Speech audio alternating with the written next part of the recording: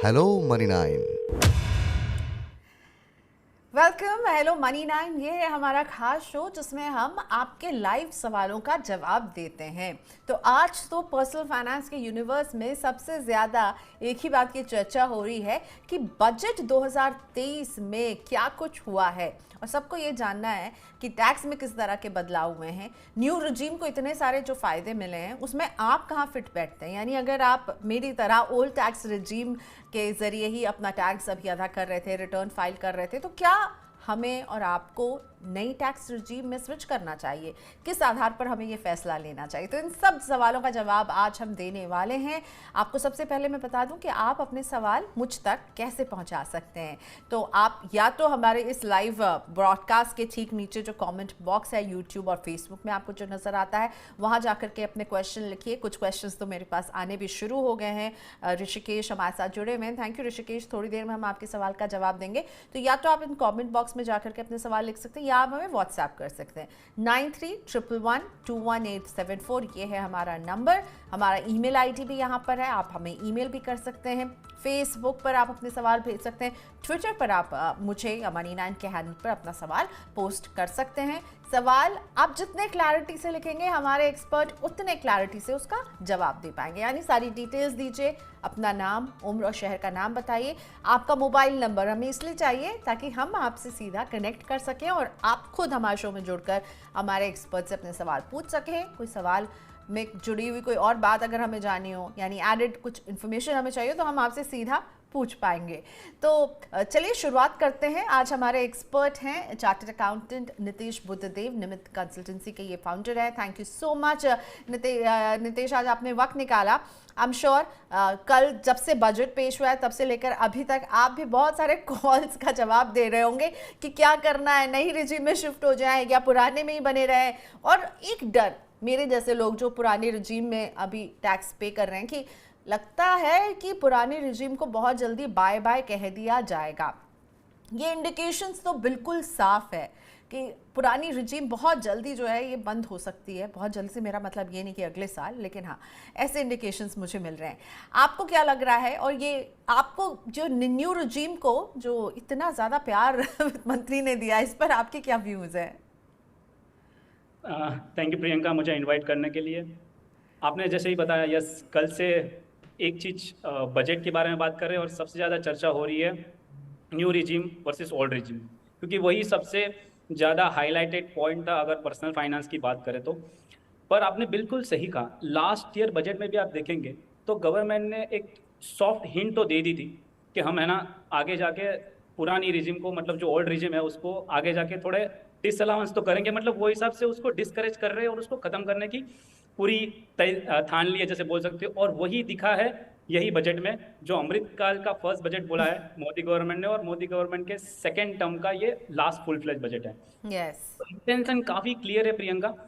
मुझे लगता है ये जो स्लैब में चेंजेस किया है और जितने भी बेनिफिट दिए आपने देखा न्यू रिजीम को दिए है, वो न्यू रिजीम में जो स्लैब चेंज किया, 3 लाख तक छूट दी, फिर जो रिबेट दिया, प्लस जो सुपर रिच को भी जो फायदा दिया, ये पूरे न्यू रिजीम में ही हुआ है। सो मैं बिल्कुल आपकी राय से सहमत हूँ वो जो कि घर में जब नया बच्चा आता है ना, उसे ज्यादा प्यार मिलता है। तो अभी नया है न्यू टैक्स रिजीम और इससे कुछ ज्यादा ही प्यार जो है इस बार के बजट में हमें दिखा है।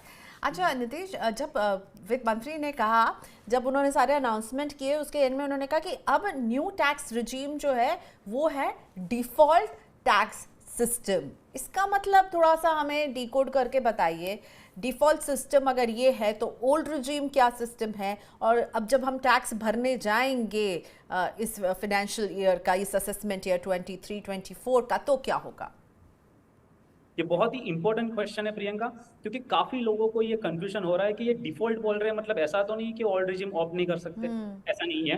अभी तक कैसा था, ओल्ड रिजीम बाय डिफॉल्ट आपके आप अगर आप बिजनेसमैन हो तो आपको बाय डिफॉल्ट वो ऑप्शन मिल जाता था। अगर सैलराइड हो तो भी आपको ओल्ड रिजीम का बाय डिफॉल्ट ऑप्शन मिलता था, मतलब आपका जो टीडीएस वगैरह जो भी कैलकुलेट होता था सैलराइड हो तो उस हिसाब से होता था। और आपको अगर न्यू रिजीम में जाना है तो आपको बोलना पड़ता था कि न्यू रिजीम मेरे लिए ज्यादा बेनिफिशियल है, तो I want to opt for a new regime. But अभी उल्टा कर दिया है, आपका जो बाय डिफॉल्ट वो बोल रहे हैं कि न्यू रिजीम से आपका टीडीएस वगैरह कैलकुलेट होगा अगर आप सैलराइड हो, बट अगर आपको डिडक्शन वगैरह क्लेम करना है और आपको लग रहा है आपके लिए ओल्ड रिजीम फायदेमंद है, तो आपको वो स्पेसिफिकली ऑप्ट करना पड़ेगा। अगर आप बिजनेसमैन प्रोफेशनल हो तो आपको एक ही बार ऑप्शन मिलेगा कि आपको न्यू रिजीम या ओल्ड रिजीम में जाना है। ये ऑप्शन वापस ये टाइम खोल दिया गया है। लास्ट टाइम ओके गवर्नमेंट ने प्रियंका बोला था कि अगर आप एक बार बिजनेसमैन हो, प्रोफेशनल हो, अगर आप एक बार चूज कर लेते हो कि आपको न्यू रिजिम में जाना है, तो फिर आपको वापस हर साल शिफ्ट कर नहीं कर पाओगे। पर सैलरी वालों के लिए हर साल ये शिफ्ट करना पॉसिबल था और अभी भी है।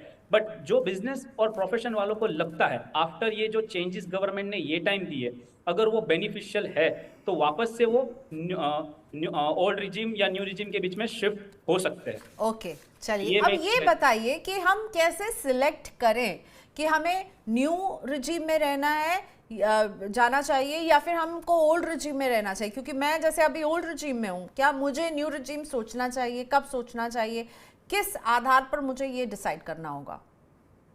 मुझे लगता है पूरा इंडिया अभी तक बहुत सारे ब्लॉग्स वगैरह पढ़ चुका होगा, बट मैंने खास ये शो के लिए एक चार्ट प्रिपेयर किया है प्रियंका। मुझे लगता है वो चार्ट देखने के बाद और ये शो जो भी देख रहे हो और ये शो जितने भी लोग शेयर करेंगे आफ्टर दिस चार्ट, मुझे लगता है उनको कोई भी कंफ्यूजन नहीं रहेगा कि उनको ओल्ड में जाना चाहिए या न्यू में जाना चाहिए। मैंने उसको इतना सिंप्लीफाई कर दिया है कि आपको कोई टैक्स भी कैलकुलेट नहीं करना है, आपको सिर्फ और सिर्फ ये देखना है कि आपके जो डिडक्शंस या आपके जो अलाउंसेस है ये अमाउंट से ज्यादा है कि नहीं। मैं आपको एग्जांपल के लिए देता हूं, समझिए किसी का 7 लाख रुपए इनकम है, ठीक है, और समझ लो उसका सैलरी इनकम 7.5 लाख रुपए है। एक चेंज इंपॉर्टेंट ये हुआ है कि आपको स्टैंडर्ड डिडक्शन पहले सिर्फ ओल्ड रिजीम में मिल रहा था, अभी वो न्यू रिजीम में भी मिलेगा। तो अगर आपका 7.5 लाख रुपए इनकम है, उसमें से 50,000 रुपए स्टैंडर्ड डिडक्शन निकाल दीजिए, तो आपका हो गया 7 लाख रुपए इनकम। अब गवर्नमेंट बोल रही है अगर आपका 7 लाख रुपए इनकम है तो आपको कोई टैक्स नहीं भरना पड़ेगा, क्योंकि अभी आपको 7 लाख के नीचे और 7 लाख तक आपको रिबेट मिलेगा और आपको इसके ऊपर कोई टैक्स नहीं आएगा। बट मैंने क्या कैलकुलेट किया है इसमें, अगर मैं ओल्ड रिजिम में हूं और मेरे पास समझो तकरीबन 2 लाख के अलाउंसेस है, जैसे एचआरए है, मेरे पास कुछ एटीसी डिडक्शन है, एटीडी डिडक्शन है और वगैरह वगैरह है, जिसको मैं बेनिफिट लेना चाहता हूं। अगर वो प्रियंका 2 लाख तक मेरे पास है और मेरी इनकम 7 लाख है, तो दोनों में टैक्स इक्वल आएगा। क्यों? क्योंकि 7 माइनस 2 और 5 लाख वो आपका हो गया ओल्ड रिजिम, और ओल्ड रिजिम में भी 5 लाख तक रिबेट के साथ कोई भी टैक्स नहीं देना पड़ेगा। ऐसे ही मैंने हर लेवल का इनकम का कैलकुलेट किया है, आप देख सकते हो स्क्रीन पे, 7 लाख, 8 लाख, 9 लाख, 10 लाख।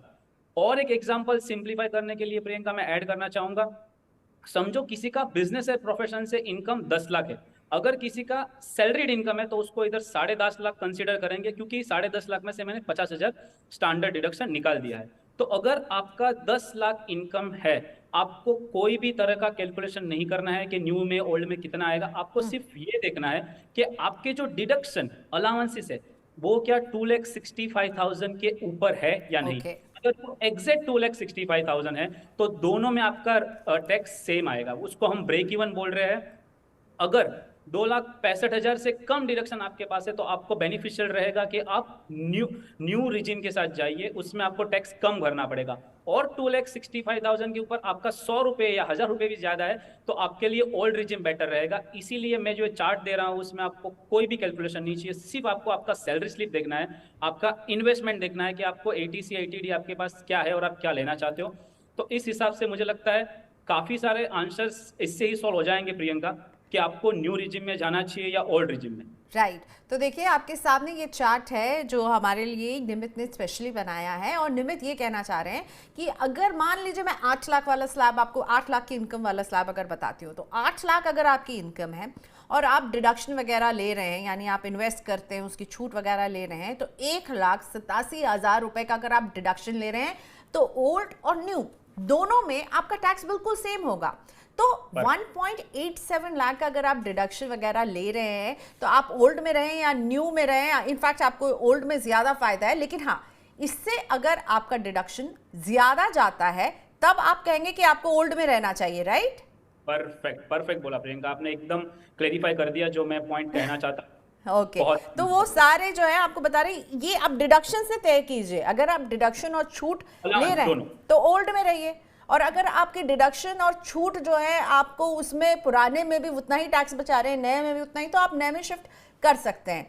तो बेसिकली डिडक्शन के आधार पर आप ये फैसला ले लेंगे। एक बात, कल जब हम एफएम को भी सुन रहे थे तो उन्होंने जैसे एक एग्जाम्पल दिया कि आपका जो टैक्स था, अगर आपके टैक्स में वो बता रही हैं कि बहुत बड़ा जो है आपको गैप दिखेगा।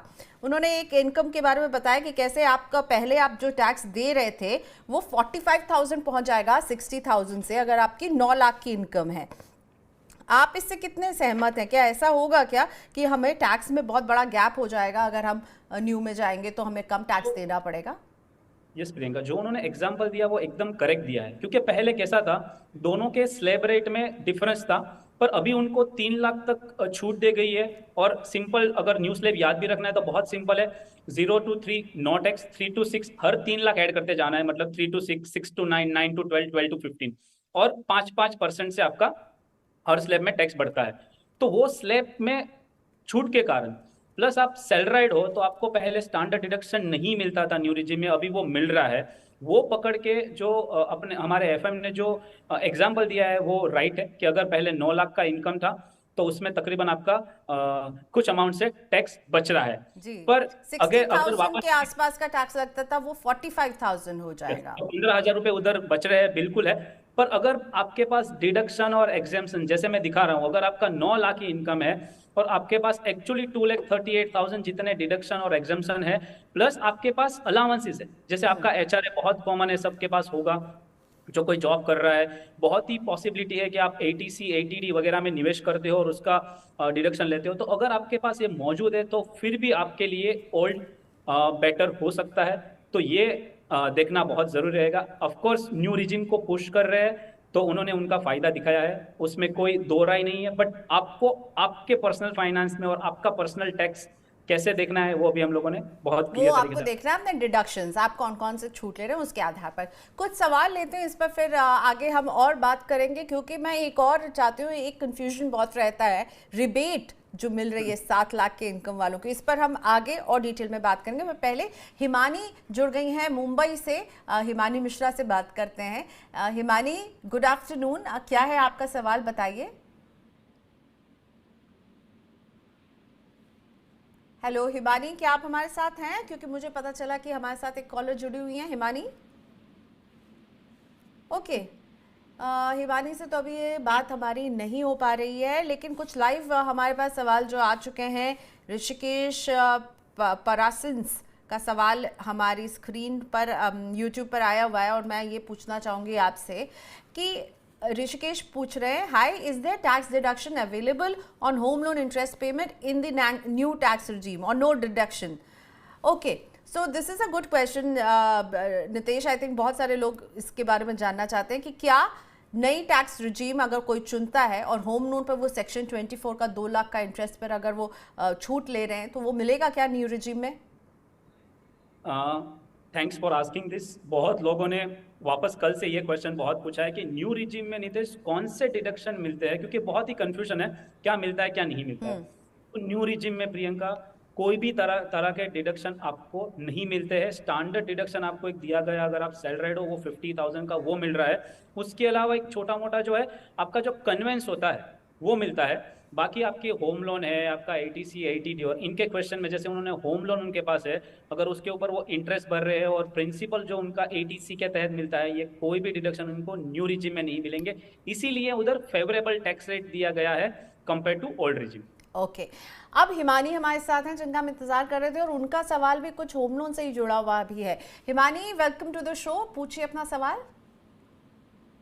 जी मैम, मैं ये पूछना चाहती थी कि मैं होम लोन के इंटरेस्ट पर 2 लाख रुपए की इनकम पर टैक्स छूट क्लेम करती हूँ, तो ईपीएफ के अलावा इनकम टैक्स के सेक्शन 80C के तहत किसी निवेश पर डिडक्शन नहीं ले रही हूँ मैं फिलहाल। तो क्या मुझे नए टैक्स रिजीम में स्विच कर लेना चाहिए या नहीं? ओके, सो हिमानी का सवाल भी ऋषिकेश से ही मिलता जुलता है। होम लोन के इंटरेस्ट पर छूट अगर ले रहे हैं तो हिमानी, अभी हमारे एक्सपर्ट ने वैसे तो जवाब दिया, लेकिन नितेश मैं चाहूंगी आप इनके लिए एक बार दोबारा इस आंसर को समाप्त कीजिए जो अभी आपने ऋषिकेश को दिया था। हिमानी, अगर आप कोई भी तरह का डिडक्शन ले रहे हैं और आपके पास टोटल जितने भी डिडक्शन और अलाउंसेस है उनको आप टोटल कीजिए, और जैसे हम लोगों ने ऑलरेडी एक चार्ट बनाया है उससे आप चार्ट से कंपेयर कीजिए, बराबर है। अगर आपको लग रहा है कि आपके टोटल डिडक्शन और अलाउंसेस मिलके उतना टोटल हो रहा है, जैसे हमने बात की 10 लाख की एग्जांपल के लिए, उधर टोटल था 2,65,000 का, ऐसे ही आप अपने सब डिडक्शन और अलाउंसेस छोड़ लीजिए। अगर उसके ऊपर आता है 2,65,000 के ऊपर आता है, तो 10 लाख अगर इनकम है मैं मान के चल रहा हूं, तो आपको ओल्ड रिजिम में रहना फायदे कारक रहेगा, और उससे नीचे आ रहा है टोटल डिडक्शन तो आपको न्यू रिजिम में जाना बेनिफिट रहेगा। तो ये आपको तय करना है कि आपका टोटल डिडक्शन और अलाउंसेस कितना है। अच्छा, आपने नितेश एक बात कही, मैं उस पर थोड़ा सा क्लैरिटी चाहती हूँ। स्टैंडर्ड डिडक्शन आपने कहा कि न्यू रिजीम में अब आपको मिलेगा। जो मेरी अंडरस्टैंडिंग थी जब स्पीच हम सुन रहे थे कि स्टैंडर्ड डिडक्शन मिलेगा अगर आपकी इनकम 15.5 लाख से ऊपर है तो उन्हीं को सिर्फ मिलेगा, राइट? अगर उससे नीचे की सैलरी है उनको भी मिलेगा, सैलरी और पेंशन से अगर उनकी इनकम है तो। Yes yes yes. सो मुझे लगता है अनदर बिगेस्ट थिंग, क्योंकि मैंने जब एक पोस्ट डाला तो मुझे काफी सारी कमेंट आई कि नीतीश 15.5 लाख वाला एग्जांपल एफएम ने दिया था, तो उसका मतलब ये हुआ कि 15.5 लाख के अगर ऊपर है तो ही आपको 50,000 का स्टैंडर्ड डिडक्शन मिलेगा। ऐसा नहीं है। जैसे उन्होंने 9 लाख का एग्जाम्पल दिया बजट स्पीच में, ऐसे ही उसने 15 लाख का भी एग्जाम्पल दिया कि अगर आपकी 15 लाख तक इनकम है तो आपको 52,500 का अभी बेनिफिट फायदा मिल जाएगा। यस तो उन्होंने एक एग्जाम्पल के तौर में वो आपको ओके। दिखाने के लिए कि भाई न्यू रिजिम में आपको कैसे बेनिफिट हो रहा है जो पहले नहीं हो रहा था, क्योंकि पहले आपका स्लैब भी दूसरा था और उसमें 50,000 का स्टैंडर्ड डिडक्शन नहीं था। तो अभी 15 लाख की इनकम के लिए उन्होंने एक सिर्फ एग्जाम्पल दिया था। तो आपका सैलरी कितना भी रहने दो, 5 लाख, 6 लाख, 8 लाख, 10 लाख, 50 लाख, आपको स्टैंडर्ड 50,000 का स्टैंडर्ड डिडक्शन मिलेगा। ओके, जो न्यू रिजीम थे उसे बोला गया था एकदम डिडक्शन लेस, कोई फायदा नहीं होगा, लेकिन स्टैंडर्ड डिडक्शन को हम देख रहे हैं एंट्री करता हुआ न्यू रिजीम में। और अब मेरे साथ doctor vision Kumar day Delhi से जुड़ रहे हैं। डॉक्टर डे, गुड आफ्टरनून, कैसे आपकी हम मदद करें? क्या है आपका सवाल sir?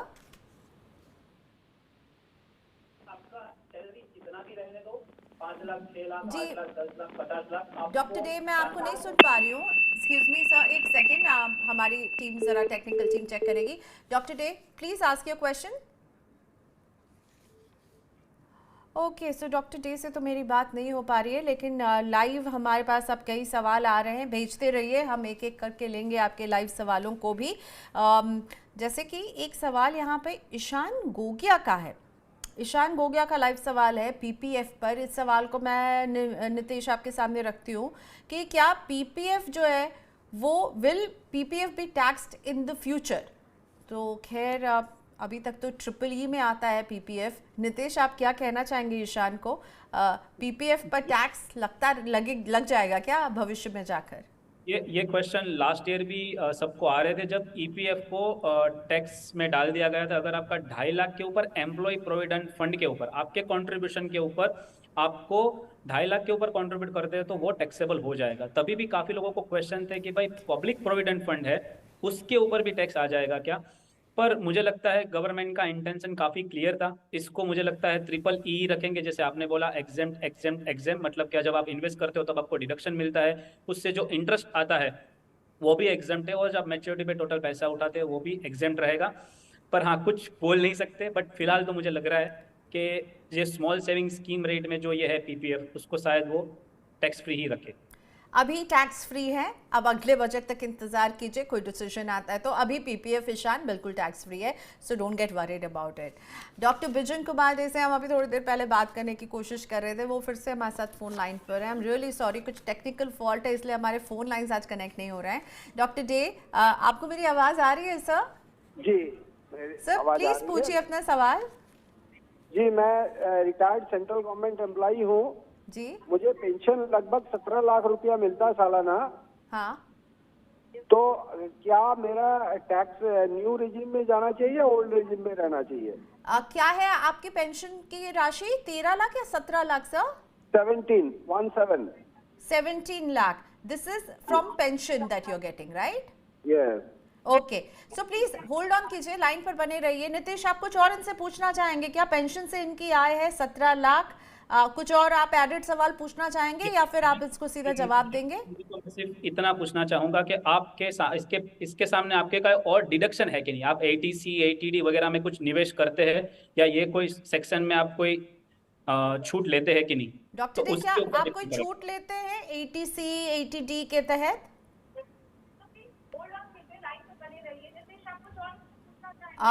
Doctor Dey, can you hear me? Yes. क्या आप कोई डिडक्शन लेते हैं एटीसी निवेश करके? Eighty C eighty C PPF 1.5 lakh. Okay fine. Yes Nitesh, over to you. Eighty C में पीपीएफ का निवेश है, 17 लाख इनकी इनकम है पेंशन से। ओल्ड में देता था मैं लास्ट ईयर तक जी। अब इस साल का जो फाइनेंशियल ईयर है, नेक्स्ट फाइनेंशियल ईयर में मुझे न्यू में जाना चाहिए, ओल्ड में रहना चाहिए? जी डॉक्टर डे, बिल्कुल आपके सवाल का आप जवाब देते हैं नितेश। आपका नितेश, क्वेश्चन समझ गया और आपने क्लैरिटी दिया, उसके लिए थैंक यू। अगर हम प्रियंका वापस वो चार्ट देखें तो उसमें भी आपको बहुत ही क्लियर दिख जाएगा, क्योंकि मुझे लगता है डॉक्टर साहब की इनकम के सामने जो डिडक्शन ले रहे हैं वो 3,75,000 से कम है। तो मुझे लगता है उनको ये टाइम न्यू रिजिम में फायदा होगा और उनको न्यू रिजिम ऑप्ट करना चाहिए, क्योंकि 15 लाख और ऊपर है आपका इनकम और आपका टोटल डिडक्शन एंड अलाउंस 3,75,000 के नीचे है, तो आपको जुड़े रहना, आपको होना चाहिए न्यू रिजिम में। ये साल के जो चेंजेस हुआ है उसके बाद, तो मुझे लगता है आप न्यू रिजिम में ही आपका इनकम टैक्स फाइल करें। ओके सो डॉक्टर साहब, आपको नई रिजीम में जाना चाहिए, क्योंकि एक लक्ष्मण रेखा ना डिडक्शन से बना कर लाए हैं नितेश हमारे लिए, जिसमें ये बता रहे हैं कि अगर आपकी डिडक्शन इससे कम है तो फिर आप शायद न्यू रिजीम में जाएंगे तो आपको फ़ायदा है। अगर उस लक्ष्मण रेखा तक है, वो चार्ट हम बीच बीच में दिखाएंगे, आप लोग एक स्क्रीनशॉट उसका ले सकते हैं, तो फिर आपको जो है उसमें पुरानी रिजीम में ही फ़ायदा रहेगा। ओके सो नितेश, मैंने कहा था रिबेट, अब इसको भी लेके बहुत कन्फ्यूजन है। एक तो लोग रिबेट और डिडक्शन को लेके कन्फ्यूज हो जाते हैं, और लेकिन अब रिबेट जो है, अगर आप पुरानी स्कीम में हैं तो 5 लाख तक की आपकी इनकम है तो आपको एक रिबेट मिल रहा है, और अगर आप नई स्कीम ऑप्ट करेंगे तो 7 लाख तक की इनकम पर आपको एक रिबेट मिलेगा। रिबेट का मतलब समझाइए, क्या होता है ये रिबेट? आपने जैसे बोला रिबेट और डिडक्शन, काफ़ी लोग इंटरचेंजेबली यूज़ कर देते हैं या कंफ्यूज होते हैं, तो बहुत ही सिंप्लीफाई तरीके से मैं बताना चाहूँगा कि अगर जो आपके डिडक्शन हम बात कर रहे थे वो एटीसी एटीडी वगैरह के हो गए, जिसका आप एक छूट लेते हैं, बराबर है, पर इधर क्या है, रिबेट का मतलब बहुत ही सिंपल है कि गवर्नमेंट को, किसी को ऐसा भी लगा प्रियंका, जब कल अनाउंसमेंट हुआ कि 7 लाख तक इनकम टैक्स फ्री है, सबको ऐसा भी लगा, पर ऐसे नहीं गिना जाता है। अगर समझो आपका इनकम 7,05,000 भी है या 7,01,100 रुपये है या 7,01,000 रुपये भी है, तो आपको ऐसा नहीं है कि सिर्फ 1,000 रुपये के ऊपर टैक्स भरना है और 7 लाख तक आपको छूट मिल जाएगी, ऐसे नहीं है। जब रिबेट का कैलकुलेशन होता है तो आपको देखना है कि जो 7 लाख तक की आपकी इनकम है तो उनके नीचे नीचे वालों को टैक्स तो कैलकुलेट करना है। जैसे आप नया रिजीम चूज करते हो तो 0 to 3 में आप कोई टैक्स नहीं भरोगे, पर 3 से 6 में आप 5% टैक्स भरोगे, वो आ गया 5% ऑफ 3 लाख विच इज 15,000। फिर आप 6 से 7 लाख तक आप काउंट करोगे, क्योंकि आपकी इनकम समझो 7 लाख तक है, तो 6 से 7 लाख तक आपने टैक्स कैलकुलेट किया, वो है 10% के हिसाब से, तो हो गया वो 10,000 रुपये। तो इस हिसाब से उनको लगभग 25,000 रुपये का टैक्स आता है। पर सामने वो बोल रहे हैं क्योंकि आपकी टोटल इनकम 7 लाख के नीचे है, आपको टैक्स भरना पड़ रहा है 25,000, पर हमको 25,000 का रिबेट देते हैं, तो आपको अभी कोई टैक्स नहीं भरना है। पर मानो कि मेरी इनकम 7,01,000 हो गई, ठीक है, तो मुझे 1 रुपए का भी रिबेट नहीं मिलेगा और मुझे पूरा टैक्स भरना पड़ेगा। जैसे अभी हमने कैलकुलेट किया 3 से 6 लाख पे और 6 लाख से 7,000, 6 लाख से 7,000, 7 लाख के ऊपर के जो भी अमाउंट है उसके ऊपर, तो रिबेट बहुत ही सिंप्लीफाइड, आपकी इनकम 7 लाख या उससे कम है तो आपको ये छूट ही कहेंगे ना, छूट है, आपको ये 25,000 का टैक्स नहीं भरना है, लेकिन आपको रिटर्न भरना होगा, रिटर्न भी भरना होगा और आपको टैक्स भी कैलकुलेट किया और आपको पता चला कि हाँ 7 लाख के नीचे हूँ इसलिए। तो जैसे मैंने बोला, आपका अगर 7 लाख के ऊपर कुछ भी इनकम है तो रिबेट आपको नहीं मिल रहा है। ठीक है, तो ये अच्छी खबर है जिनकी इनकम 7 लाख है। कम इनकम वाले लोगों के लिए ये खबर है कि उनको अब 25,000 की एक टैक्स की छूट मिलेगी 7 लाख से, अगर आपकी कम इनकम है और आप नई रिजीम को चूज करते हैं, और पुरानी रिजीम है तो 5 लाख के तक के इनकम वालों को ये छूट मिलती है। रिबेट 87A इसका फायदा है। कुछ लाइव क्वेश्चंस जो हैं वो अब लेते हैं। Abhishek Hurkat, hello Abhishek ji, thank you for joining us live. Abhishek पूछ रहे हैं, is deduction under 80CCD 1B available और नॉट? जहां तक मुझे समझ में आता है 80CCD 1B है एनपीएस वाली, तो फिर ये अभिषेक पूछ रहे हैं कि या एनपीएस के तहत जो एडिशनल 50,000 की छूट मिलती थी वो नई रिजीम में मिलेगी? अच्छा, अभी एनपीएस दो तरीके से प्रियंका जमा होता है। एक तो हम 50,000 रुपये एडिशनल डिडक्शन डालते हैं, और दूसरा हो गया कि एम्प्लॉयर के पास भी एक ऑप्शन होता है कि हम उनके पास एक जैसे ईपीएफ होता है, उसे एनपीएस भी उनके तहत हम लोग अपनी सैलरी में एक पोर्शन एनपीएस में डाल सकते हैं। तो न्यू रिजीम में सिर्फ जो एम्प्लॉयर वाला कंट्रीब्यूशन है to NPS is allowed and not this one. तो ये 50,000 रुपये जो आप जमा करेंगे आपकी ओर से एनपीएस में, वो आपको न्यू रिजिम में छूट नहीं मिलेगी। तो ये बहुत ही इंपॉर्टेंट एक क्वेश्चन हो सकता है, क्योंकि इसके अराउंड, क्योंकि दोनों एनपीएस ही है प्रियंका, बट जो एम्प्लॉयर वाला एनपीएस वाला सेक्शन है उसके तहत आपको न्यू रिजिम में पहले भी छूट मिलती थी, अभी भी छूट मिलेगी। पर आप जो 50,000 डालेंगे, जो एडिशनल डिडक्शन की बात कर रहे हैं 80CCD वाली, उसमें आपको छूट नहीं मिलेगी न्यू रिजिम में। Okay, so very important, employer अगर कंट्रीब्यूट करेगा तो वो नई रिजिम में मुझे उस पर छूट मिलेगी? यस। ओके, और अगर मैं खुद कर रही हूँ तो मुझे जो एडिशनल छूट मिलती थी 50,000 की जो मैं ले सकती थी लास्ट ईयर के ओवर एंड अबव, वो नहीं मिलेगी? ये लास्ट ईयर भी था, पर लोगों ने इतना ध्यान नहीं दिया था। अभी जब चर्चा आ रही है तो लोग थोड़ा और कॉशियस होकर न्यू रिजिम को देख रहे हैं, क्योंकि लास्ट ईयर तकरीबन सिर्फ 5 लाख लोगों ने ही न्यू रिजिम ऑप्ट की थी। इसीलिए ये टाइम गवर्नमेंट ने थोड़े उनको बेनिफिट और दिए हैं कि और लोगों को न्यू रिजिम की तरफ अट्रैक्ट कर पाए। बिल्कुल, केवल 5 लाख लोगों ने न्यू रिजीम के लिए ऑप्ट किया था। यहाँ नितेश बता रहे हैं ये नंबर्स, 7.5 करोड़ लोग टैक्स रिटर्न फाइल करते हैं, उसमें से इमेजिन द नंबर 7.5 करोड़ और यहाँ 5 लाख, और इसी 5 लाख लोगों के ल्यूकवार्म रिस्पॉन्स का नतीजा है कि इसको अट्रैक्टिव बना रहे हैं। वेरी इंपॉर्टेंट क्वेश्चन यहाँ संदीप चंदेल कह रहे हैं कि वो सारे निवेश जो इन्होंने किए थे, ये यूट्यूब पर हमारे पास लाइव क्वेश्चन है संदीप चंदेल का, और टैक्स बचाने के लिए अगर वो नए में चले जाएंगे तो क्या होगा? वो सब तो इनको, मतलब ये सब उनके लिए फिर कोई फ़ायदा ही नहीं बचेगा टैक्स का। उसमें कम से कम फ़ायदा ये ज़रूर रहेगा संदीप, जो मैं कहना चाहूँगी कि अगर आपने बीमा खरीदा है तो आपने अपनी फैमिली को सिक्योर किया है, लेकिन हाँ, टैक्स का कोई फ़ायदा अब आपको नहीं मिल रहा होगा। लेकिन नितेश, आई एम श्योर आपको भी ऐसे बहुत सारे सवाल आ रहे होंगे कि अब क्या करें, वो सारे जो किए निवेश वो क्या करें, रोक दें, क्या करें?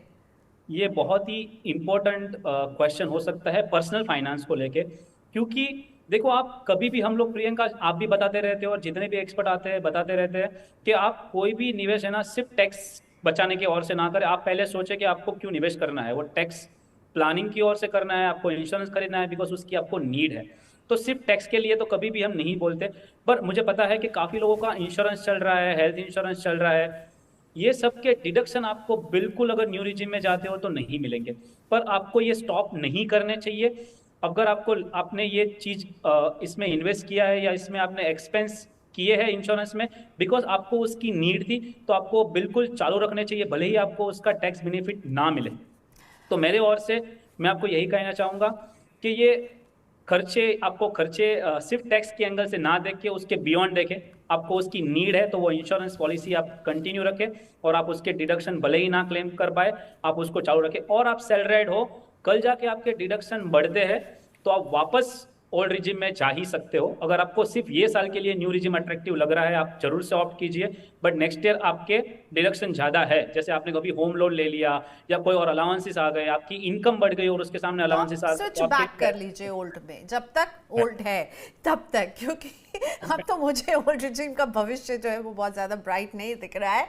लेकिन हाँ, जो भी ये जो निवेश पर हमें जो छूट मिल रही है ओल्ड रिजिम में, ध्यान रखिए कि टैक्स छूट एक हिस्सा है, आप उससे अपने लिए, अपने भविष्य के लिए पैसा बचा रहे हैं, तो उस एंगल को मत भूलिएगा। नितेश, आप कुछ ऐड करना चाह रहे थे? मैं सिर्फ ऐड करना ये चाह रहा था, क्योंकि ये काफ़ी है ना एक बहुत पेचीदा मामला हो रहा है कि इधर हमारे इंडिया में कोई सोशल सिक्योरिटी तो है नहीं, और लॉन्ग टर्म इन्वेस्टमेंट को बढ़ावा देना चाहिए। उसके एकदम ऑपोजिट गवर्नमेंट कल जैसे हम लोगों ने देखा कि इंश्योरेंस पॉलिसी के ऊपर 5 लाख के ऊपर रोक लगा दी है, वो तो अच्छी बात है क्योंकि शायद वो सिर्फ अल्ट्रा एच एन आई ही जो एंडोमेंट पॉलिसी में निवेश करते थे।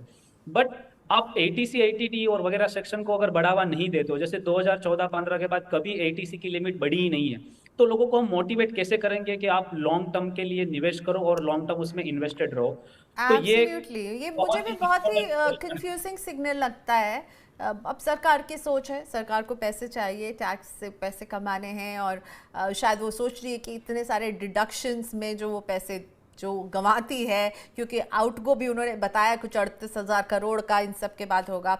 तो खैर वो सरकार की नीतियां हैं, लेकिन जेब मेरी और आपकी खाली हो जाएगी। श्याम सुंदर गुप्ता जी का मैं सवाल लेना चाहूँगी। नमस्ते श्याम सुंदर जी, आप कल भी लाइव जुड़े थे, माफ़ कीजिएगा हम कल इसका जवाब नहीं दे पाए थे। लेट्स होप कि श्याम सुंदर ये पूछ रहे हैं नितेश कि क्या इनकम जो गेम्स वगैरह जीतने से या फिर वर्चुअल करेंसी के ट्रेडिंग से जो इनकम होती है, क्या उसके टैक्सेशन में कुछ बदलाव आया है? आप कुछ श्याम सुंदर जी को बता पाएंगे? यस, जब ऑनलाइन गेमिंग के कुछ मेंशन हुआ था तो काफ़ी लोगों को लगा कि कुछ टैक्स में फेरबदल की है। एक्चुअली टैक्स में कुछ चेंज नहीं हुआ है। पर जब आप ऑनलाइन गेमिंग में क्या हो रहा था, पहले लोग क्या 10,000 के ऊपर अगर जीतते थे तो ही टीडीएस डिडक्ट हो रहा था। तो काफ़ी बार ये लोग है ना पार्ट्स में आपको डिस्ट्रीब्यूट करते थे। ये जो पैसे है, किसी को अगर 15,000 मिला तो 8,000 7,000 ऐसे टुकड़े में बांट देते थे, बिकॉज आपका टोटल जो 10,000 के ऊपर ही टीडीएस अट्रैक्ट होता था।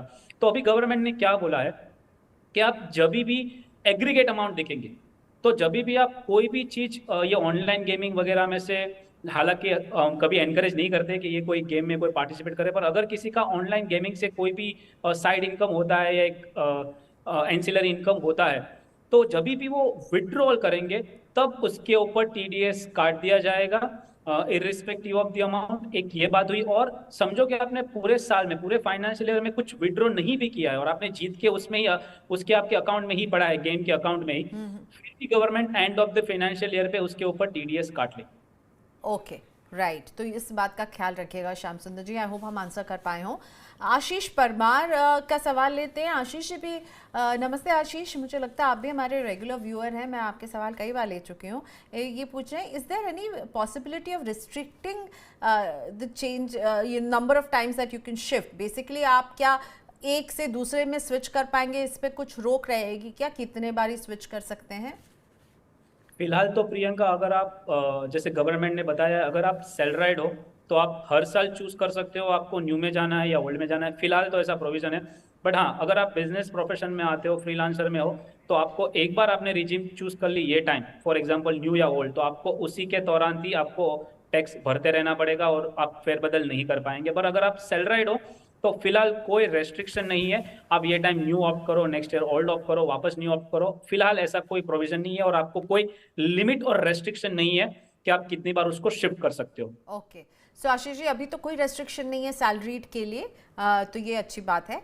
दिव्यांश खन्ना का अगला सवाल लूंगी। Very important question it is in fact Nitesh, की पुराने टैक्स रिजीम में स्टडी लोन लेने पर टैक्स छूट मिलती थी, वो क्या नई में तो छूट ही जाएगी? नई में तो इसका फायदा 80E सेक्शन 80E की बात कर रहे हैं, यानी ये तो नहीं मिलेगा ना नई रिजीम अगर ऑप्ट करेंगे तो? प्रियंका, एक्चुअली ये बहुत ही इंपॉर्टेंट सेक्शन है जैसे आपने बोला, क्योंकि ATE जो एजुकेशन लोन के ऊपर जो इंटरेस्ट अलाउड है, वो अनलिमिटेड इंटरेस्ट आप क्लेम कर सकते हो ओल्ड रिजिम में, वो न्यू रिजिम में नहीं है।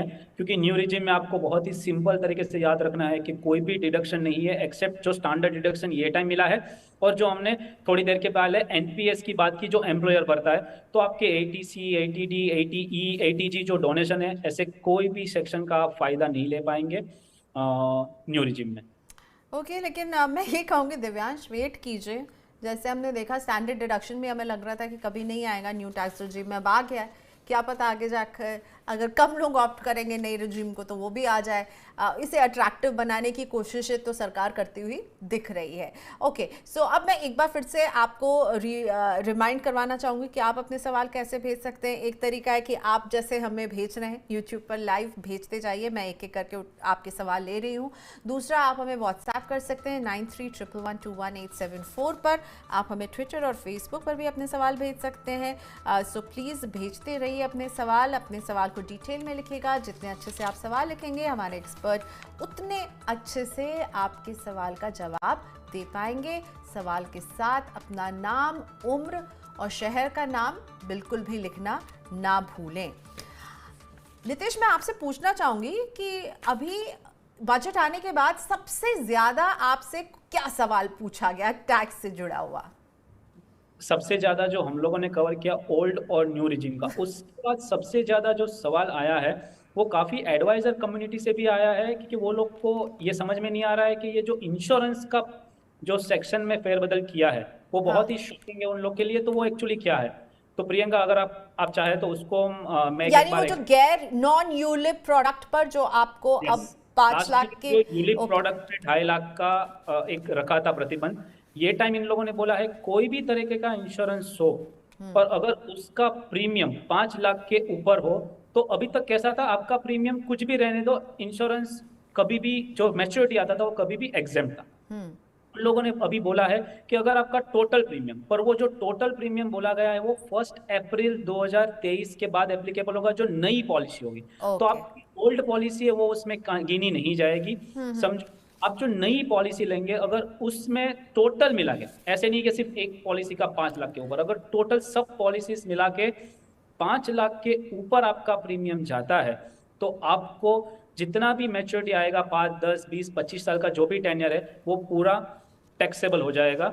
तो ये बात जो बहुत बड़ा चेंज आया इंश्योरेंस में, और उसका कल नतीजा हमने काफी हाई प्रीमियम अगर आप दे रहे हैं और ये एग्रीगेट है, यानी आपकी मल्टीपल पॉलिसी आप जो भी 1 अप्रैल 2023 से खरीदेंगे और बहुत सारी इंश्योरेंस पॉलिसीज को भी मिला करके दे रहे होंगे 5 लाख से ज़्यादा का प्रीमियम, तो उसकी मेच्योरिटी प्रोसीड्स पर इनकम फ्रॉम अदर सोर्सेज मान करके उस पर टैक्स लिया जाएगा। और ये लागू होगी नॉन यूलिप प्रोडक्ट यानी ट्रेडिशनल प्रोडक्ट जैसे कि इंडोमेंट पॉलिसी वगैरह पे। आपकी लाइफ इंश्योरेंस पर ये लागू नहीं है, यूलिप प्रोडक्ट पर लागू नहीं है। यूलिप पर पहले से ही एक ऑलरेडी एक ये नियम है कि 2.5 लाख से ज़्यादा का अगर आप साल में प्रीमियम देंगे तो उस पर टैक्स लगता है। चलिए, अभिषेक माथुर मेरे साथ जुड़ गए हैं।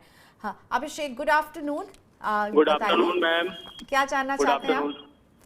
मैं जानना चाहता हूँ कि मल्टी ईयर हेल्थ पॉलिसी के अगर मैंने ली है और उसको अगर इनकम टैक्स छूट उस पर लेना है तो उसको क्लेम कैसे करें। जैसे मान लीजिए 3 साल का मैंने प्लान लिया है जिसका प्रीमियम मैंने 75,000 रुपए भरा है, तो क्या 1 साल में ही क्लेम करना होगा या हम 3 साल अलग अलग क्लेम कर सकते हैं इस पे?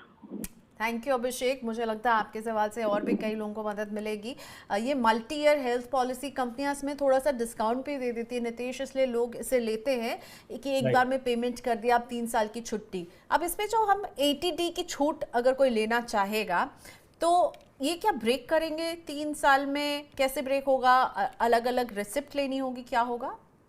अभिषेक जी बहुत मुझे लगता है बहुत ही इम्पोर्टेंट है, इसलिए क्योंकि काफ़ी लोग जैसे प्रियंका ने बताया, क्योंकि एक साथ अगर आप 80D में मतलब हेल्थ इंश्योरेंस का प्रीमियम एक साथ भरते हो तो आपको 8 से 10% का डिस्काउंट मिलता है और काफ़ी लोग एक साथ भर दिया करते हैं। पर ये कंसर्न होता है, जैसे आपको है कि मैंने 75,000, आपने आपके केस में बताया 75,000 आपने जो भरा है, आपको अभिषेक जी हर साल 25,000 25,000 25,000 अलग से, मतलब 75,000 डिवाइडेड बाई 3, बिकॉज आपने 3 साल का भरा है तो आपको तीनों साल ऐसे प्रोपोर्शनेटली छूट मिलेगी।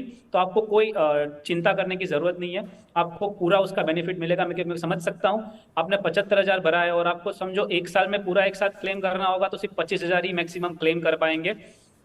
तो आपको ऐसा कोई बिल्कुल टेंशन ना लीजिए, आप पूरा 25-25-25 3 साल में डिवाइड करके आप उसको क्लेम कर पाएंगे।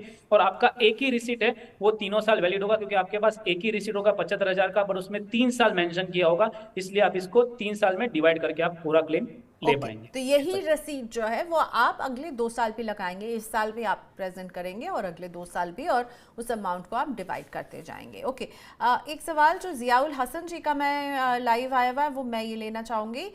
मेरे पिताजी की इनकम 9 लाख है, ATC में 1.5 लाख रुपए तक की डिडक्शन वो लेते हैं, उनको कौन से इनकम टैक्स रिजीम में जाना चाहिए, कैसे उनका टैक्स ज़्यादा बच पाएगा? सो 9 lakhs is his income and 1.5 lakh की डिडक्शन वो ATC की ले रहे हैं। क्या सलाह देंगे आप जियाउल हसन जी के फादर को, क्या करना चाहिए? जियाउल हसन जी आपके केस में अगर 9 लाख का इनकम है और सामने जो आपका डिडक्शन और अलाउंस है, अगर वो हमारे, अगर एक बार हम चार्ट वापस चला दें दर्शकों के लिए प्रियंका, सो 9 लाख के सामने अगर आपका, मैंने जो एक चार्ट बनाया है उसमें अगर आपका 2,38,000 के नीचे, जो आपका सिर्फ मुझे लगता है 2,38,000 के नीचे का सिर्फ 1.5 लाख रुपए तक का ही आप निवेश कर रहे हो, तो मुझे लगता है आपके लिए नया टैक्स रिजीम फायदा कारक होगा और आपको नया टैक्स रिजीम ऑप्ट करना चाहिए एटलीस्ट फॉर ये फाइनेंशियल ईयर के लिए। ओके, सो क्योंकि जो 9 लाख है उसमें जो कैलकुलेशन हमारे लिए नीतीश ने की है कि 9 लाख की इनकम है, तो आप अगर डिडक्शन वगैरह लेके 2,38,000 वहाँ पर आप अगर छूट ले रहे हैं ना, तभी आपके लिए पुरानी रिजीम जो है वो फ़ायदेमंद है। और इससे नीचे आपने बताया 1.5 लाख है, तो फिर उनको नई रिजीम में शिफ्ट करने में ज़्यादा फ़ायदा होगा। देखिए 9 लाख में 2,38,000 की अगर आप सेविंग कर रहे हैं, मतलब डिडक्शन वगैरह छूट ले रहे हैं, तभी आपके लिए नई रिजीम पुरानी रिजीम फ़ायदेमंद है। और इससे नीचे है 1.5 लाख की कर रहे हैं ना जियाउल जी आपके फादर, तो वो नए रिजीम में जाएंगे तो उन्हें ज़्यादा फ़ायदा होगा। महेंद्र सिंह का सवाल यूट्यूब पर आया है। नमस्ते महेंद्र जी। महेंद्र सिंह जी लिख रहे हैं, सर मेरी ईयरली इनकम 5.5 लाख रुपए है। मैं NPS, PPF, SSA, LIC policy में 1 लाख रुपए का निवेश करता हूं। मुझे इनकम टैक्स फिर भी भरना चाहिए क्या? ओके, काफ़ी निवेश कर रहे हैं, 5.5 लाख की इनकम के बाद ऑलमोस्ट ये 1 लाख का निवेश कर रहे हैं अलग अलग जगह पर। क्या सलाह देंगे आप नितेश? तो अगर आपका इनकम 5.5 लाख है और आप ऑलरेडी जैसे आपने बताया तकरीबन 5 लाख के नीचे आ जा रहे हो क्योंकि आपने डिडक्शन वगैरह क्लेम किया है, तो आप ओल्ड रिजीम में भी कोई टैक्स नहीं भरेंगे और आपको जो टैक्स है वो रिबेट के रूप में वापस मिल जाएगा। और आप अभी नई रिजीम भी ऑप्ट करते हो तो उसमें भी आपको 7 लाख के नीचे हो तो नहीं आएगा। तो आपके लिए ऑनेस्टली मैटर नहीं करता है क्योंकि आप 5.5 है और आप इन्वेस्ट कर रहे हो, तो इन्वेस्ट करते रहिए। पर आपको दोनों में से कोई भी ऑप्शन आपके लिए ठीक है, तो वो आपके लिए कोई अभी इश्यू नहीं है फिलहाल। तो आप फिलहाल कोई भी रिजीम ऑप्ट करें, आपको कोई दिक्कत नहीं है। और रिटर्न आपको जरूर तो भरना आपको चाहिए। रिबेट मिल जाएगा। और रिटर्न भरना चाहिए आपको, रिबेट का आपको रिटर्न तो भरना ही चाहिए क्योंकि आपका 2.5 लाख के ऊपर इनकम है, तो आपको रिटर्न तो बेशक भरना पड़ेगा। ओके, अगला सवाल भरत चौधरी पूछेंगे, हमारे साथ फोन लाइन पर हैं। भरत जी ने अपना सवाल हमें व्हाट्सएप पर भेजा था और अब खुद पूछने के लिए हमारे साथ फोन लाइन पर जुड़ रहे हैं। गुजरात से हैं, कमली नाम का इनका गांव है। नमस्ते भरत जी।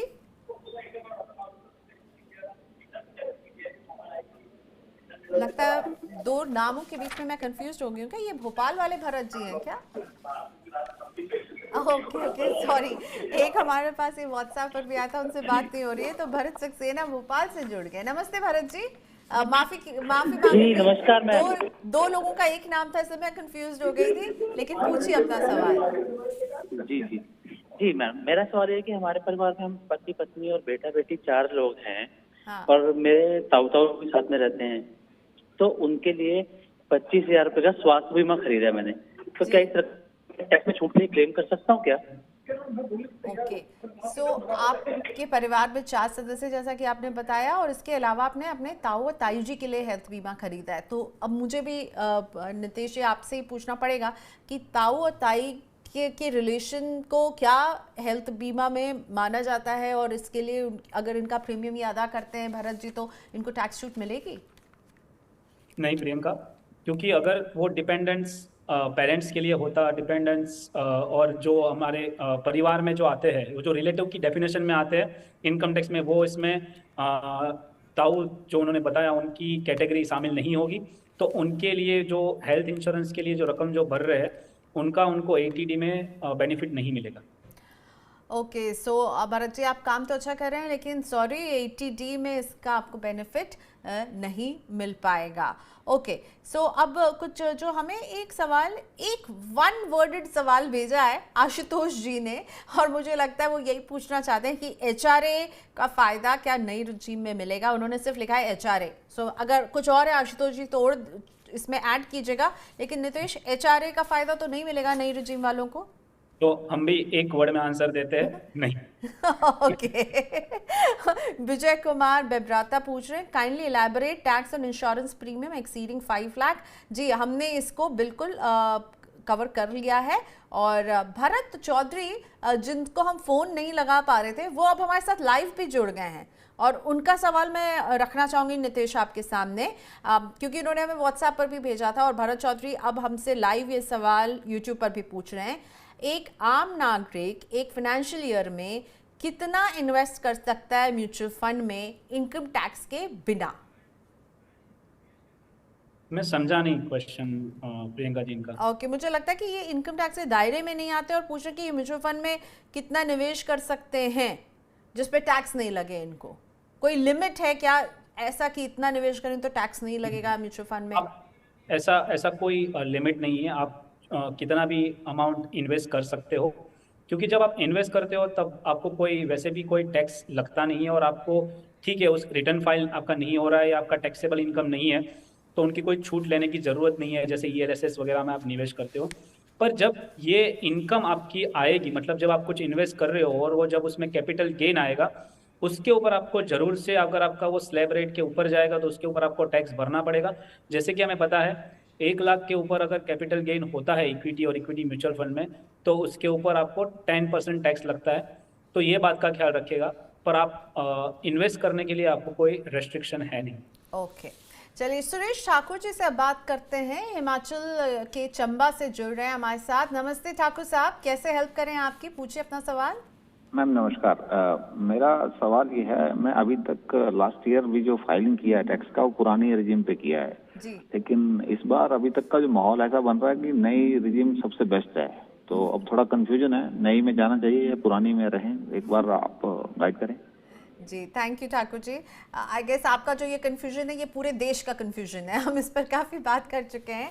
लेकिन माहौल जो इन्होंने शब्दों का इस्तेमाल किया, माहौल ऐसा बन रहा है कि लग रहा है नई टैक्स रिजीम सबसे बेस्ट है, ऐसा ही माहौल लग रहा है नितेश? जैसे प्रियंका आपने बहुत अच्छी बात की थी कि जब वो नया सदस्य या नया बच्चा आता है तो उसको ज़्यादा पैम्परिंग मिलती है, ऐसा ही है। तो बहुत ही आपने जैसे बड़ा गुणगान चल रहा है ठाकुर साहब, आपने बराबर वर्ड यूज़ किया है। बेशक काफ़ी लोगों को ठाकुर जी इसमें फ़ायदा हो रहा है, ऐसा नहीं है कि कम्प्लीटली कुछ फ़ायदा नहीं है लास्ट ईयर की न्यू रिजीम के सामने। पर आपको सिर्फ यही देखना है, अगर हम लोगों ने जैसे शो में 2-3 बार बोला है, वापस रीइटरेट करता हूँ, आप देखिए कि आपका जो डिडक्शन अलाउंसेस वगैरह जो है वो एक पर्टिकुलर लिमिट में जो हम लोगों ने कैलकुलेट करके दिया है उधर तक आता है कि नहीं। उससे आपको बहुत ही क्लियर कट पता चल जाएगा कि न्यू रिजिम आपके लिए अच्छा रहेगा कि नहीं। बट न्यू रिजिम में कुछ फेरबदल किए हैं वो आपको देखने चाहिए, और देखने के लिए ये आपके ये चार्ट और जो डिडक्शन अलाउंस की हम लोगों ने बात की है अगेन एंड अगेन, वो आपके लिए बहुत ही फ़ायदेमंद हो सकती है और आपको क्विकली पता चल जाएगा कि आपको क्या करना चाहिए। राइट, तो चार्ट देखिए ठाकुर जी, जो आज मैंने सीखा नितेश से कि इसको इस फैसले तक पहुंचने में आपको इससे मदद मिलेगी कि आप कितनी छूट का फ़ायदा ले रहे हैं, और उसके बाद आप कंपेयर कीजिए कि ये छूट अगर आप इसका फ़ायदा नहीं भी लेंगे तो क्या आपकी टैक्स की लाइबिलिटी कम हो रही है और सब्सटैंशियल अमाउंट से कम हो रही है कि आप नई रिजीम में स्विच करें। तो अपनी छूट को देखिए, अगर आप होम लोन का इंटरेस्ट दे रहे हैं, आप इंश्योरेंस प्रीमियम दे रहे हैं, बच्चों की ट्यूशन फीस दे रहे हैं, आपने हेल्थ इंश्योरेंस लिया हुआ है, अगर ये सारे फ़ायदे ले रहे हैं तो आप ओल्ड में रहिए, वो बेहतर है। लेकिन ये सारे फ़ायदे बहुत कम अमाउंट का ले रहे हैं तो आप शायद नए में शिफ्ट कर सकते हैं। और प्रियंका हम लोग, हाँ बोलिए रितेश। हम लोगों ने ये चार्ट जैसे आपने बोल रहे हो, हमने इतनी मेहनत इसके ऊपर इसीलिए की है कि आपको कोई कैलकुलेशन करना ही नहीं कि ओल्ड में कितना टैक्स आ रहा है, न्यू में कितना टैक्स आ रहा है, किस में कम ज़्यादा। आपको सिर्फ और सिर्फ देखना है कि आप, जैसे आपने बताया कि आपके पास आपके डिडक्शन और अलाउंस की लिस्ट पड़ी है, उसको जोड़ लीजिए, आपकी इनकम आपको पता है वो देख लीजिए और सामने सामने देख लीजिए, और बहुत ही सिंपल तरीके से पता हो चल जाएगा आपको कि आपको क्या करना चाहिए। ओके, अब रीता सिन्हा से बात करते हैं। हेलो रीता जी, बताइए क्या है आपका सवाल? बिहार से आप जुड़ रही हैं हमारे साथ। नमस्ते मैम। हमारा सवाल है कि हमारी अभी एक FD मैच्योर हुई, पर बैंक ने उस पर 12,000 रुपए का TDS काट लिया। हाँ। अब मैं तो ना तो टैक्स के दायरे में आती हूँ, ना ही कभी आज तक ITR भरा, समझ नहीं आ रहा अब क्या करूँ। ठीक है, चिंता आपकी दूर करेंगे नितेश मदद कीजिए रीता जी की, क्या करना चाहिए इस पर? बैंक ने जो पैसे काटे हैं TDS के तौर पर, क्या इन्हें वापस मिल सकते हैं? क्योंकि ये बता नहीं कि अभी ITR भरने वाली श्रेणी में नहीं आती हैं। रीता जी, पर आपको ये टाइम ITR भरना पड़ेगा और आपको जो आपका जो टैक्स काटा हुआ है बैंक वालों ने, वो आपको रिफंड मिल जाएगा। जब आप आपका इनकम टैक्स फाइल करेंगे तब आपको वो रिफंड मिल जाएगा। पर नेक्स्ट ईयर से ये ना हो, इसके लिए आप 15G करके एक फॉर्म आता है, आप बैंक से मांग सकते हो, क्योंकि आपकी इनकम अब वो दायरे में नहीं आती है जिसके ऊपर टैक्स लगे। तो आप वो फॉर्म जरूर से भर दीजिए, तो नेक्स्ट ईयर के आपका कोई TDS कटेगा ही नहीं। और आपको रिटर्न, फिर अगर आप वो दायरे में नहीं आते तो आपको रिटर्न भरने की और ये रिफंड लेने की कोई नौबत नहीं आएगी। अगर रीता जी आपने पहले ये 15G भर दिया होता तो शायद ये TDS कटने से आप बच जाते थे, पर क्योंकि अब कट गया तो आपको रिटर्न भरना पड़ेगा इस बार। इंद्रपाल जी का सवाल लेती हूँ, लाइव भेजा है इंद्रपाल जी ने। नमस्ते इंद्रपाल जी। इंद्रपाल जी बोल रहे हैं कि क्या सरकार, मेरी दिल की बात कह रहे हैं, पुरानी टैक्स प्रणाली को जो है वो ख़त्म करने की तैयारी में है, क्या इसको डिसॉल्व करने की तैयारी नज़र आ रही है? इंद्रपाल जी, जो इंटेंशन लग रहा है वो तो यही लग रहा है कि वो इनडायरेक्टली डिस्करेज कर रहे हैं कि आप पुरानी रिजिम में मत जाइए, क्योंकि आपके डिडक्शंस वगैरह जो है उसमें कोई फेरबदल नहीं हो रहा है, और उल्टा उसको डीमोटिवेट करने के लिए न्यू रिजिम को अट्रैक्टिव बनाते जा रहे हैं। तो ये हो सकता है कि ज़्यादा कुछ फेरबदल ना हो ओल्ड रिजिम में, और ओल्ड रिजिम ऐसे ही चलती रहे और न्यू रिजिम में कुछ ना कुछ अट्रैक्टिव चीज़ें आती रहे, और इसके चलते ही लोग न्यू रिजिम ज़्यादा ऑप्ट करें, क्योंकि गवर्नमेंट का एक मोटिव है कि उनको सिंप्लीफाइड करना है। वो क्या बोल रहे हैं कि आपको कोई प्रूफ ऑफिस में नहीं देना है, आपको कोई HRA का कोई कैलकुलेशन नहीं करना है, और धीरे धीरे ऐसा भी हो सकता है कि काफ़ी सारे डिडक्शन भी बंद कर दे जो अभी अलाउड है। कोई जैसे 80G चल रहा है तो उसमें कोई डोनेशन ही कोई हटा दे, ऐसी बहुत सारी चीज़ें हो सकती है। पर हाँ, एक इंटेंशन जरूर दिख रहा है कि न्यू रिजिम को एक बहुत बड़ा पुश देने की इधर से कोशिश की जा रही है, और ओल्ड रिजिम को अनअट्रैक्टिव बनाने की कोशिश हो रही है गवर्नमेंट के द्वारा। ओके, सो न्यू रिजिम ज़्यादा अट्रैक्टिव दिख रहा है और ओल्ड रिजीम को कुछ भी नहीं मिला है। न्यू रिजीम को बहुत सारी रियायतें यहाँ पर मिलती हुई, टैक्स स्लैब को कम होते हुए हम देख रहे हैं। बेसिक इनकम एग्जेम्पशन लिमिट को 2.5 जो थी वो अब 3 लाख कर दी गई है। रिबेट जिन लोगों को मिल सकता है उनके भी इनकम के कैटेगरी को बढ़ा के 7 लाख कर दिया है। लायक राम चौधरी जी हमारे साथ जुड़े राजस्थान से, एक सवाल ले लेते हैं इनका। चौधरी साहब नमस्ते, पूछे अपना सवाल। प्रियंका जी नमस्ते। प्रियंका जी, सरकारी स्कूल में टीचर हूँ मैं, और ITR भी भरता रहता हूँ हर साल। अभी हाल ही में मैंने 8 बीघा खेत बेचा है अपना, और उसके 56 लाख रुपए मिले। तो क्या इस रकम पर टैक्स लगेगा, मैं ये जानना चाहता हूँ।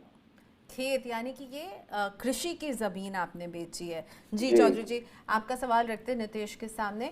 कृषि की जमीन है, एग्रीकल्चरल लैंड को बेच करके इनको 56 लाख रुपए जो हैं वो मिले हैं। इस रकम पर क्या चौधरी साहब को टैक्स देना होगा नितेश?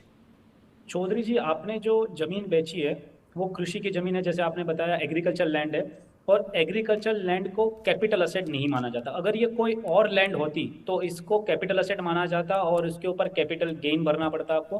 पर आपके केस में ये क्योंकि कृषि की जमीन है तो आपको गवर्नमेंट ने छूट दी हुई है, तो आपको ये लैंड के ऊपर जो आपको गेन हुआ है उसके ऊपर आपको कोई टैक्स भरने का आएगा नहीं। ठीक है, तो इस पर टैक्स नहीं भरना होगा, अच्छी खबर है इनके लिए, राइट?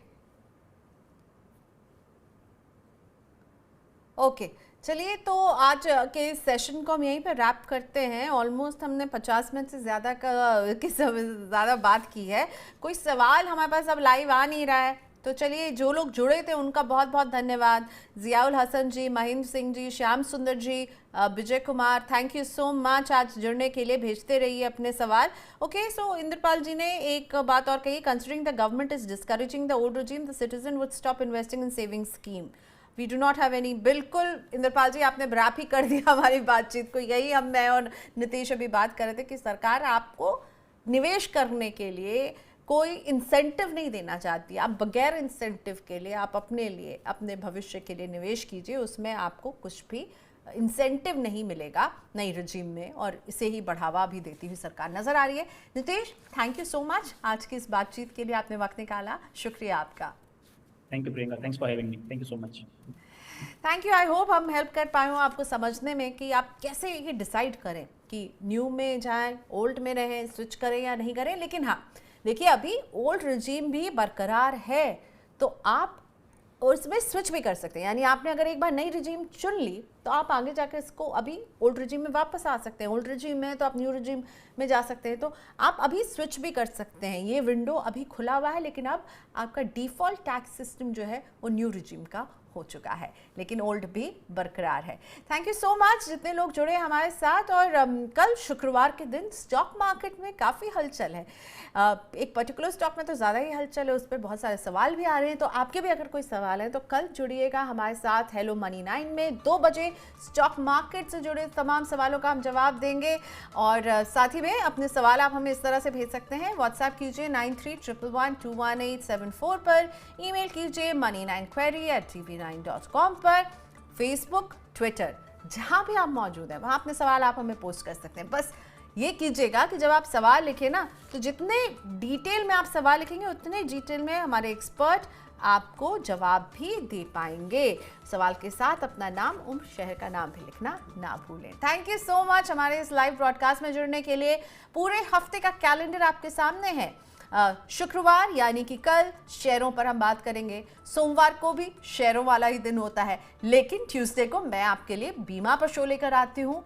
फिर बुधवार को हम म्यूचुअल फंड पर बात करते हैं, और थर्सडे यानी गुरुवार का दिन है पर्सनल फाइनेंस के नाम। तो जिस भी टॉपिक पर आपके सवाल है, इन दिनों को नोट कर लीजिए और जुड़िए हमारे साथ लाइव कॉन्वर्सेशन में। एक्सपर्ट से सीधे दागिए अपने सवाल, आपको मिलेगा जवाब और सॉल्यूशन भी। आज के लिए मेरे साथ इतना ही। Bye bye. मनी 9 देखते रहिए, ताकि पर्सनल फाइनेंस आपके लिए आसान हम बना रहे हैं और आप आसानी से इसे समझें, बढ़िया निवेश करें, अच्छे से टैक्स बचाएं। Bye bye.